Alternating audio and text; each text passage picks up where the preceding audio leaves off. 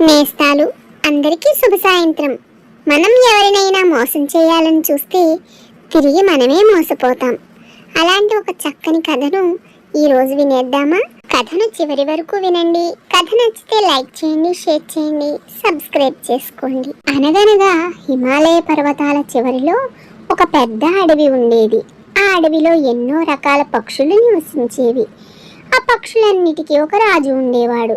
అతను చాలా తెలివైనవాడు, న్యాయవంతమైన పక్షి, తన గుంపుని ఎంతగానో ప్రేమించేటువంటి పక్షి. ఒక వేసవి కాలం వచ్చింది. చెట్లు ఎండిపోయాయి, మొక్కలు మాడిపోయాయి, విత్తనాలు, ధాన్యం, పండ్లు ఏమీ దొరకట్లేదు. పక్షులన్నీ ఆకలితో క్షీణించిపోతున్నాయి. రాజు తన గుంపునంతటినీ సమావేశపరుస్తాడు. నా ప్రియమైన పక్షులారా, ఇప్పుడు మన అడవిలో ఆహారం చాలా కొరతగా ఉంది. మనం ఇలా ఉండలేము.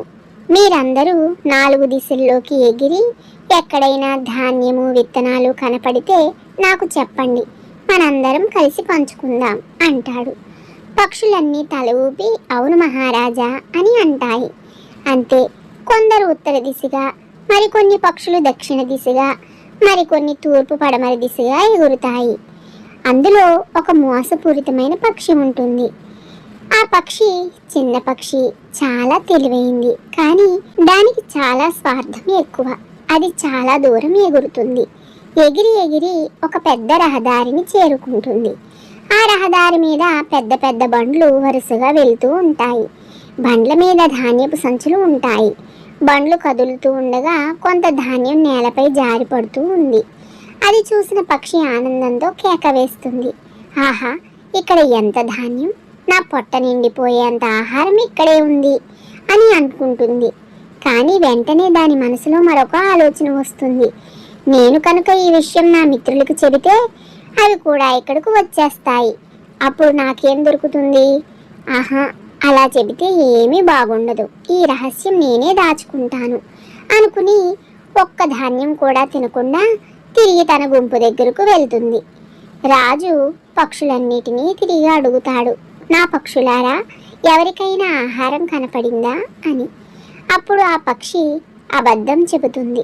మహారాజా, నేను ఒక రహదారి దగ్గరికి వెళ్ళాను.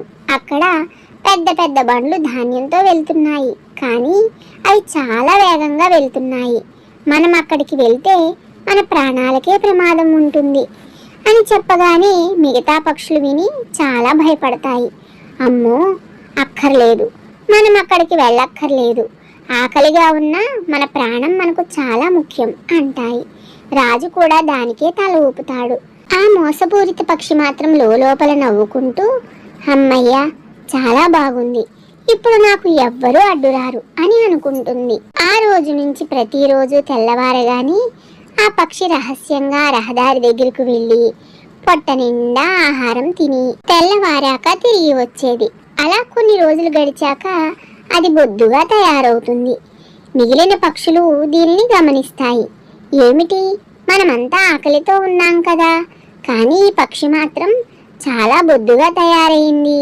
ఇది ఏదో తింటోంది, మనకు చెప్పడం లేదు అని అనుకుంటాయి. అవన్నీ కలిసి పక్షుల రాజుకు చెబుతాయి. రాజు కొంతసేపు నిశ్శబ్దంగా ఉండి, సరే, రేపు నేను దాన్ని వెంబడిస్తాను, నిజమేమిటో తెలుసుకుంటాను అని మిగిలిన పక్షులతో అంటాడు. మరుసటి రోజు ఉదయం ఎప్పట్లాగే ఆ పక్షి నిశ్శబ్దంగా ఎగిరిపోతుంది. రాజు దాని వెనుక దాగి ఎగురుతాడు. కొంత దూరం వెళ్ళాక రాజు ఒక అద్భుతమైన దృశ్యాన్ని చూస్తాడు. ఆ పక్షి ఒక రహదారి మీద పడి ఉన్న ధాన్యాన్ని తింటూ ఉంటుంది. రాజు నిశ్శబ్దంగా చూస్తూ ఉంటాడు. దూరం నుంచి ఒక పెద్ద బండి వేగంగా వస్తోంది. రాజు కేక వేయాలనుకున్నాడు, కానీ ఆగిపోతాడు. ఆ పక్షి బండి వస్తున్నట్లు చూసి కూడా ఆహా, ఇంకా చాలా దూరంగా ఉంది, అప్పటి వరకు నేను ఇంకొంచెం తింటాను అని తనలో తాను అనుకుంటుంది.